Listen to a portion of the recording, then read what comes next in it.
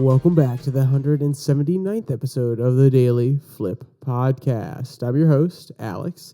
Today we're going to be flipping through some of the top stories, including with the elections in Virginia coming up. The parties are looking towards Virginia to see if it will forecast the national election. An interesting conversation about dark money is arising after SBF's trial, and how Texas farmers are fighting for their property rights and how it's more important than you may think. And of course, we will end today with our Daily Delight, a story meant to leave you feeling positive and ready to take on the day. Now, that's enough rambling for me. Let's jump in to our daily debate. So, with Kentucky and Virginia, their major elections, or bellwether elections as some people are talking about, they're coming up here this is coming out on the 1st, so in about 6 days. And it's going to really forecast which way, or at least people believe it'll forecast which way the national elections are going to go. So before any of those elections take place, throw your comments down there. Tell me what you think is going to happen. And also tell me if you think that, the whole bellwether idea is actually consistent or not, because there is a whole year between these elections and the next one, and a lot can change in a year. All right, let's jump to our first article about this exact same topic that comes from the New York Sun. The headline reads, "Parties look to legislative elections looming in Virginia as testing ground for 2024. Now, I do agree with the testing ground narrative, mainly because these elections at least provide a small bubble through which both parties can really test their message. They can see which issues are really resonating with voters. They can see what type of candidates are more likely to get certain votes. They're also able to determine, we spent this much money on ad buys in this particular region. Did they work out well? So yes, it can be a testing ground.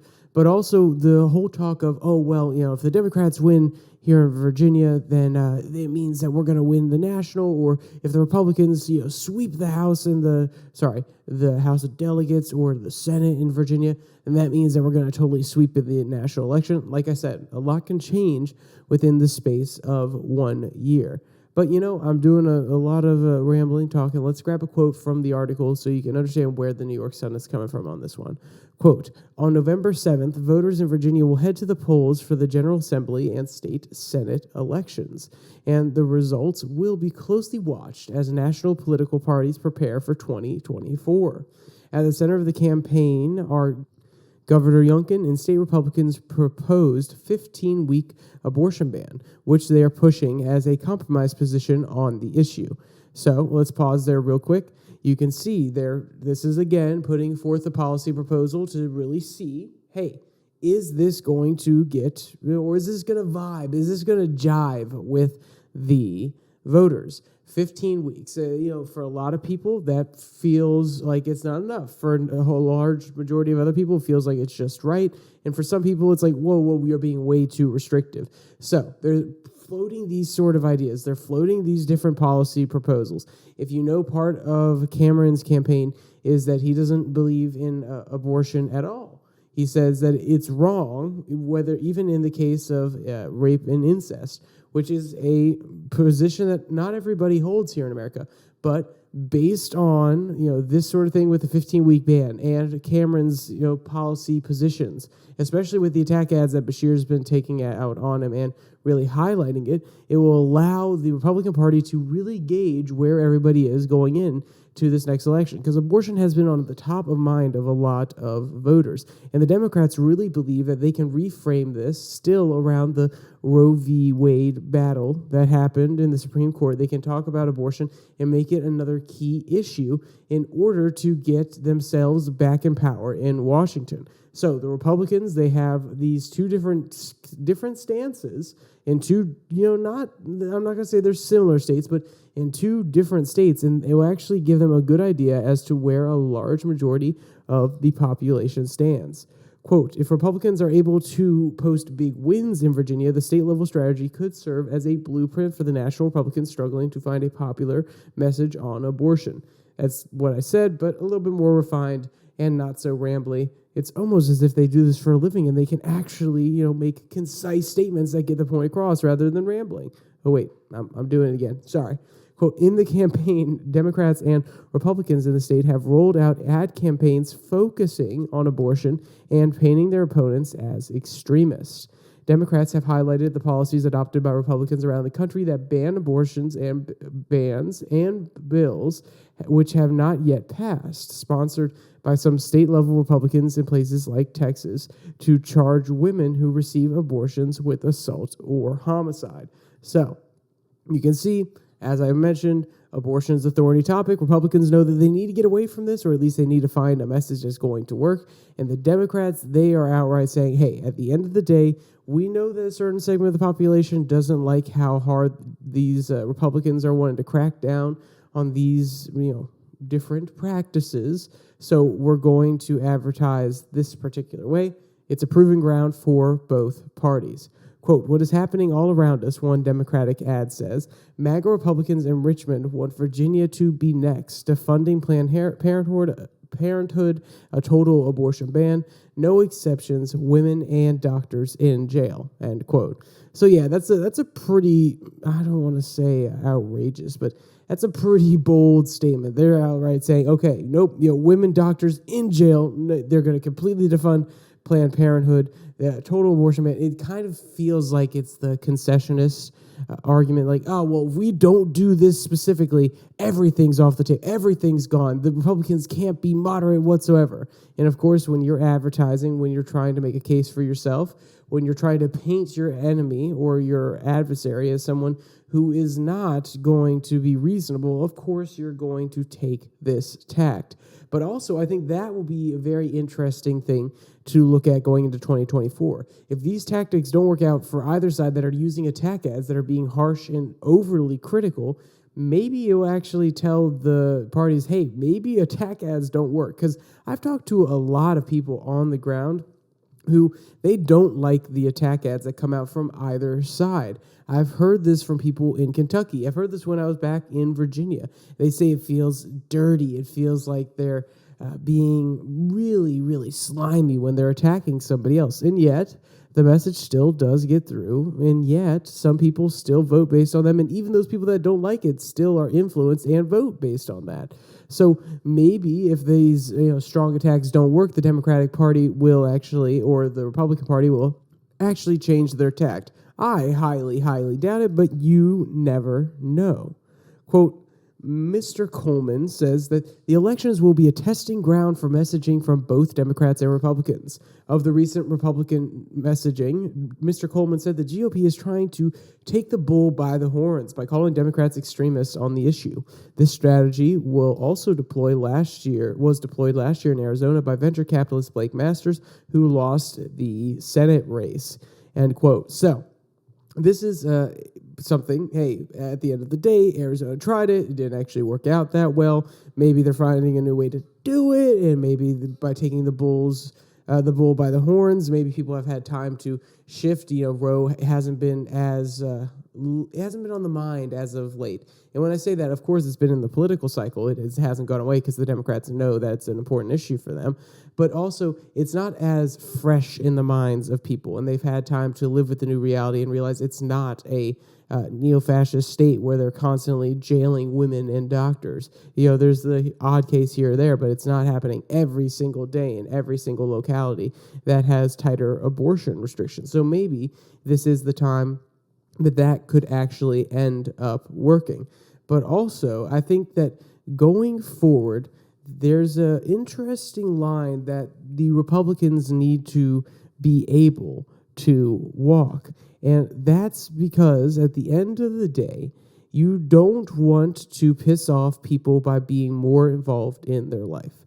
A lot of Americans, whether Republican or Democrat, moderate, independent, libertarian, or even Green Party, as much as any of those sides may talk about having the government get involved in particular locations, a large majority of the populace doesn't like it when they feel as though the government is getting involved in their life in any way, shape, or form. If there's a abortion ban and it says outright that you can't do this, even if people don't morally agree with it, they don't like the government telling them what they can and cannot do. even if it is to protect the safety. So think about seatbelt regulations. People didn't like seatbelt regulations. Some people still absolutely hate seatbelt regulations, even though it is for their safety. At the end of the day, it was the government telling people that they needed to do things, their state government. People do not like when they are told what to do, because it is kind of the underlying ethos of the American ideal, which is government is restrained to its sphere. It is there to protect us from foreign and domestic enemies, as well as provide a legal structure that allows us to operate into society, have property rights so those won't be infringed. Yes, we'll get to the property rights a little bit later on.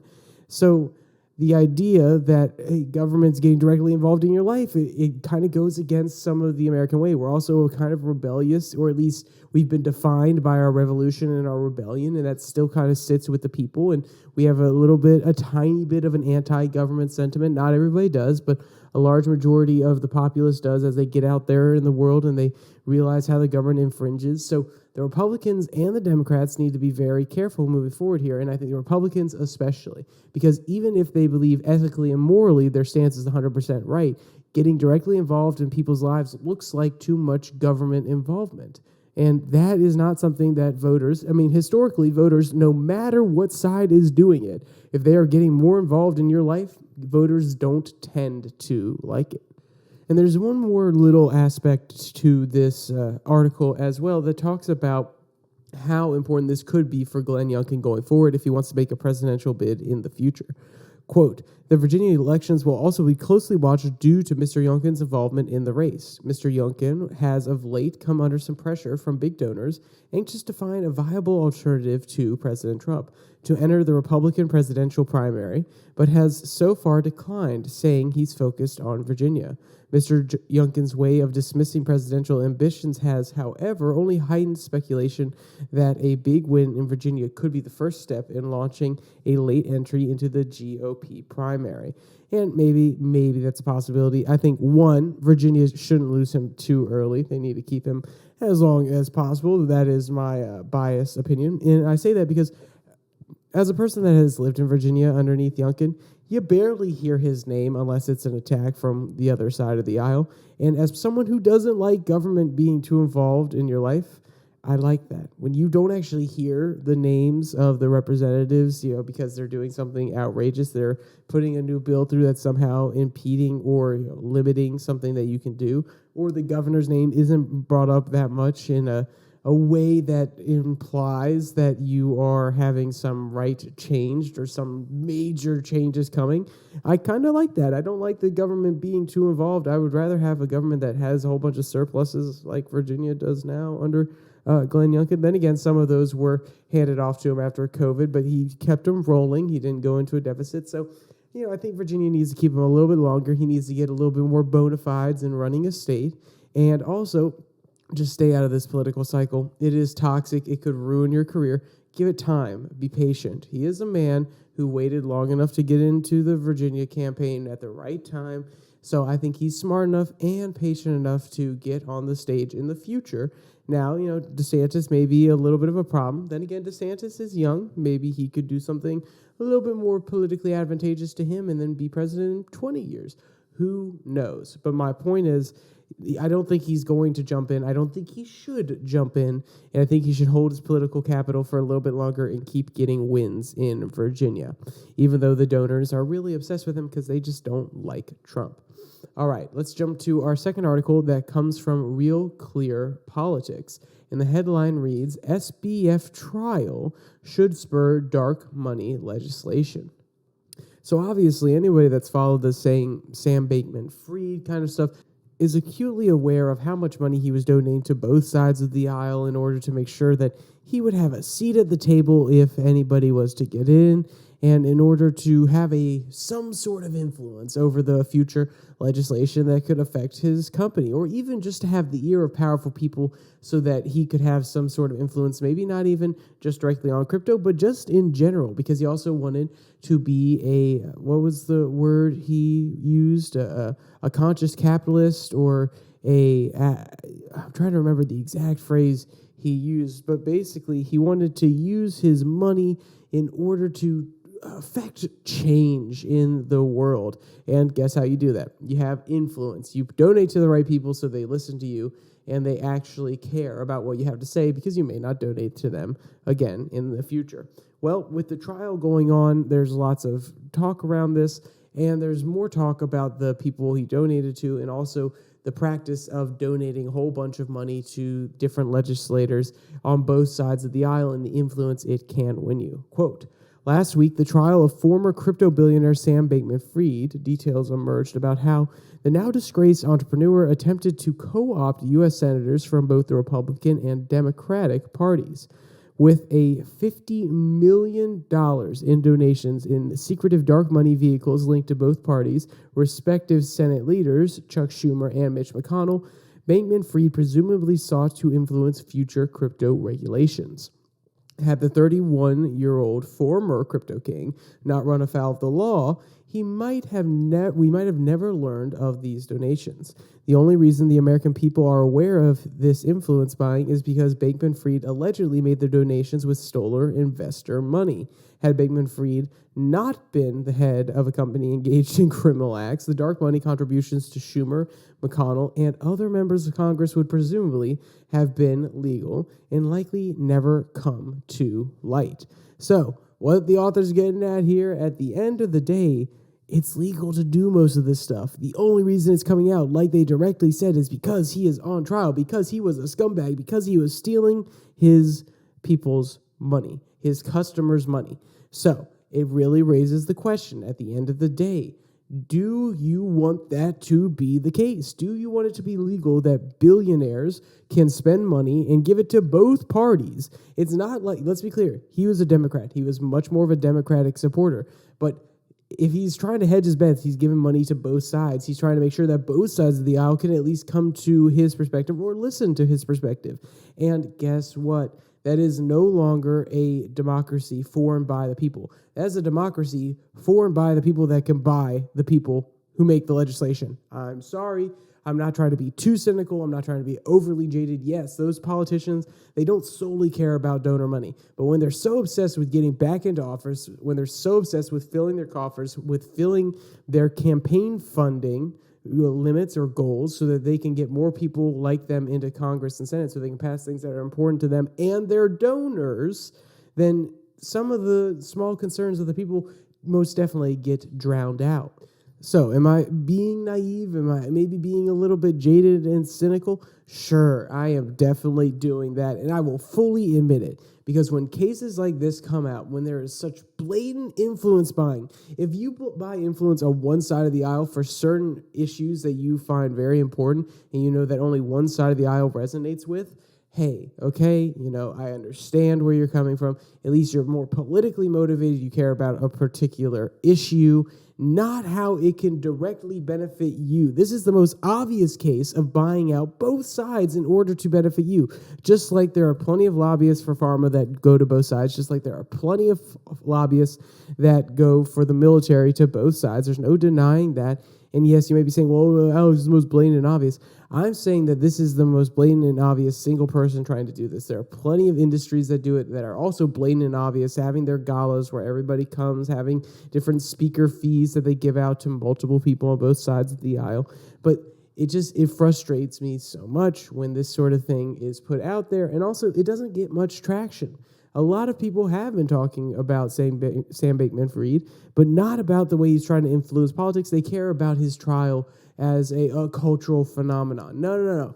Talk about how he was influencing politics. This man, not only was his mother deeply in the political world, but this man was trying to rig the game for himself and his company. You can't blame him. I'm not trying to say, that's, it's so terrible that the man was looking out for his best interest. It's terrible that the system is set up in a way that he can directly do that with money rather than going there and lobbying and explaining why these regulations that he would want to put in place are actually really good for him, and just having a conversation and engaging with them intellectually or engaging with them on a practical human level and convincing them with a good argument rather than convincing them with money. Now, yes, I know it's also a little bit cynical because just because you pay for a lot of their campaign expenses with your money doesn't necessarily mean that they're just going to take your word and say you're 100% right. But they will definitely be more lenient to your argument, knowing that if they probably don't agree with it, you're probably not going to give money back to them. Quote, "This isn't a new issue. In a polling project first commissioned by Jimmy Carter's pollsters, the late Patrick Cadell, the problem of government ethics and corruption has been one of the top 2 voter concerns for more than a decade. The behavior of the first families of the Democratic and Republican parties has brought the issue into focus for even more Americans to see. In the polling done by Cadell, over 80% of Americans agreed with the statement, Washington, D.C. is a rigged game that only benefits those people who can buy access to power. And now, yes, oh, Alex, you were so cynical a minute ago. Yes, I'm vindicated now because most people feel that way. Maybe it's because we're not a part of the party. Maybe it's because we're not right there in the ears of these people and having our voices heard. But at the end of the day, a lot of people feel this way. Quote, Sam Bankman-Fried's behavior only reinforces that belief. While the Supreme Court's ruling in Citizens United versus Federal Election Commission coffers the right of billionaires to spend millions buying influence through election spending, it doesn't guarantee them the right to anonymity, which, end quote, which is a really important point here as well, which is, yeah, if you're going to be spending that much money, you're going to have that much influence. If the least we could do is make sure that the name of the person who's giving that much money or the name of the group and its contributors that are giving that money should be out there and listed so we know where the influence is coming from, so we know where to direct our fire, where we know where to ask the particular questions, who to ask the particular questions.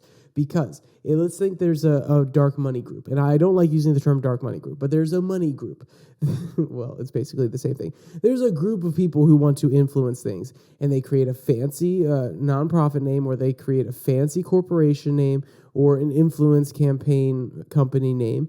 And then they hide behind that instead of being out there in the public. They're just giving their money, and then they can sit down and have these conversations without us even knowing. If we don't even know who those people are, and we can't even ask them particular questions of why they believe what they believe, is there a rational justification, these sort of things, then at the end of the day, we're just handing over control to those people without being to question, to interrogate, and in the nice way, not in the mean way, interrogate their beliefs and see if they're fundamentally sound and if they actually have the best interest of the people at heart or the best interest of themselves.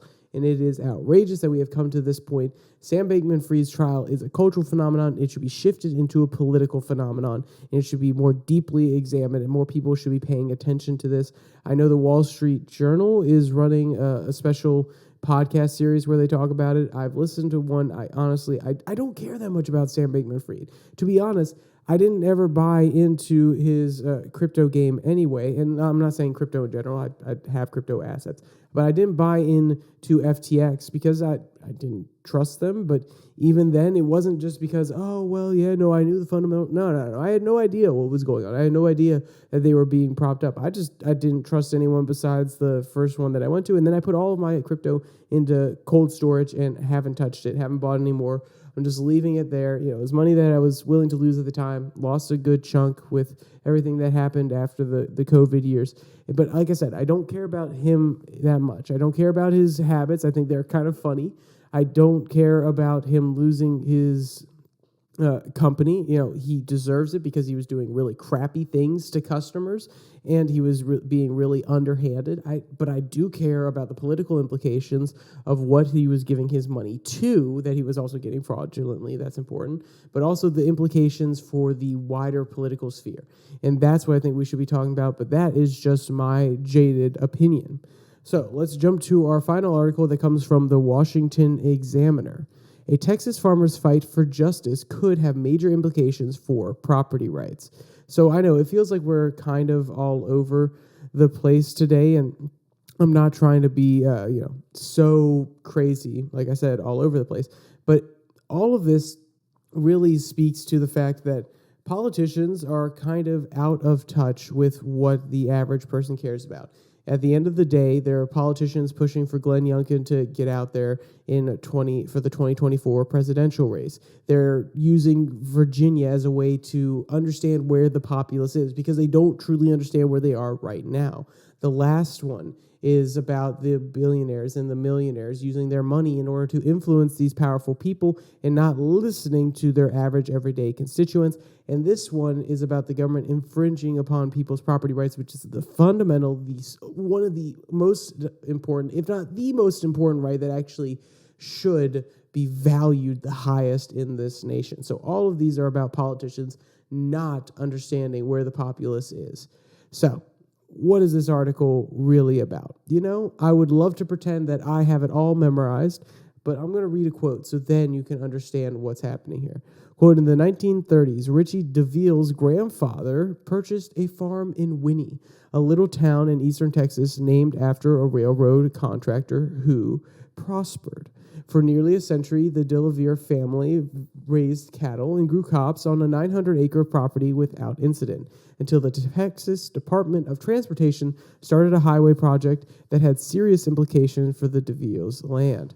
In the early 2000s, the state renovated Interstate 10, elevating and broadening the highway and erecting concrete barriers. The construction trapped the DeVille property, turning his farm into a lake whenever the region experienced heavy rains, as it did in 2017 during Hurricane Harvey. So we're going to pause there. And so you're probably, once again, Alex, what does this have to do with anything? Well, the state is actually, there's a lawsuit right now, and the state is saying that they don't have to pay him back for the damages they're doing to his property.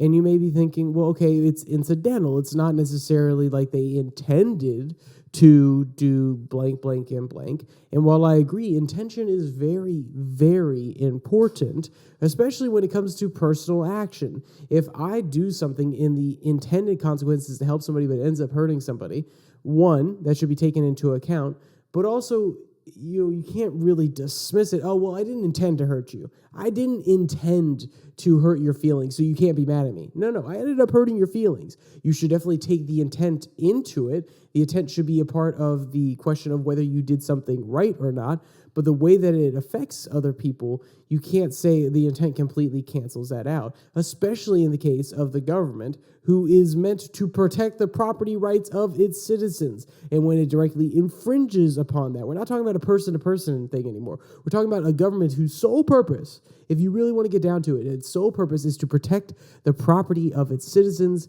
from foreign agents who want to come in and take all of their property and destroy the U.S., or from internal battles between citizens over their property rights, which is why the legal system is in place. So when this sort of thing happens, it's kind of outrageous.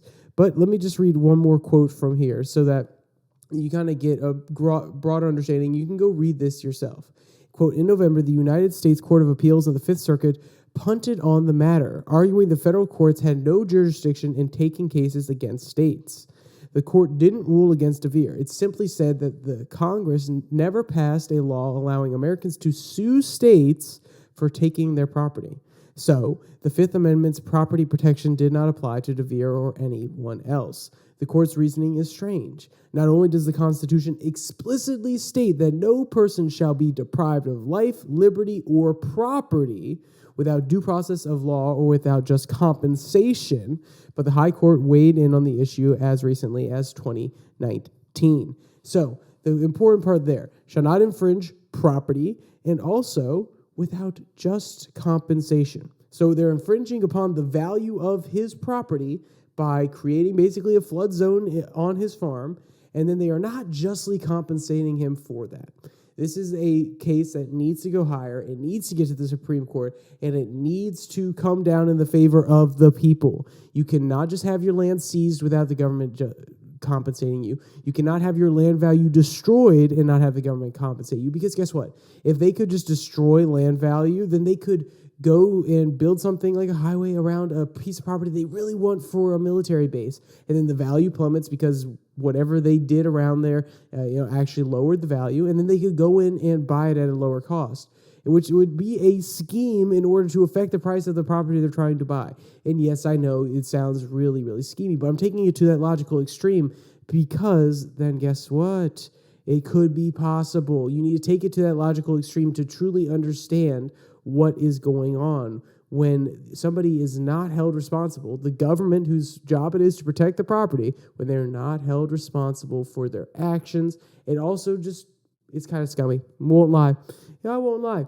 If companies get sued all the time for the runoff of their different plants into environmental areas and how it affects the local, ecoculture or the river nearby and then the farms down the stream. So I'm sorry, if a company can get sued for it, why can't a state? Oh, wait, yes, because a state's special and they don't want to get sued and they don't want their power infringed in any way, shape, or form. Also, just like anybody else, they don't want to give away money. So, but that's enough on that one. Overall theme, the people are kind of, in a weird spot, and the government and the politicians are trying to figure out where they are, and they're being a little bit unsuccessful. That's the overall one. Let's jump to our daily delight, which comes from the Hinton Times. Cockatoo throws tantrum after pet parents deny it a hot dog. And the fact that a cockatoo, the fact that a cockatoo is eating a hot dog in the first place, I'm sorry, this bird is too domesticated. What do you mean he's eating a hot dog? Give him some bird food. I mean, I guess maybe if I was a cockatoo, I would want a hot dog too. I can't deny that, but come on, guys. I mean, like, when you give him these pampery things and a hot dog, of course he's going to have a little tantrum like a baby. Quote, every now and then there are several videos that show animals throwing tantrums towards their pet parents. These videos often leave many people amused. Now a clip showing a cockatoo doing drama over being unable to eat a hot dog has gone viral on social media and left people chuckling. And, honestly, it did give me a little bit of a giggle, also a little bit of questioning about their parenting style, but, that's just me. And if you want to see this cute photo or any of these cute videos or read any of today's articles, there's a link in the description below, that like and subscribe button, where you can find all of them. Also down there, you can find the link to the podcast on Spotify, Pocket Cast, Google Podcasts, as well as Podvine, and the Twitter handle @YourDailyFlip, where I post a Twitter tirade every Tuesday and Thursday. With all that said, there's only one more thing to say. Stay safe. Don't die.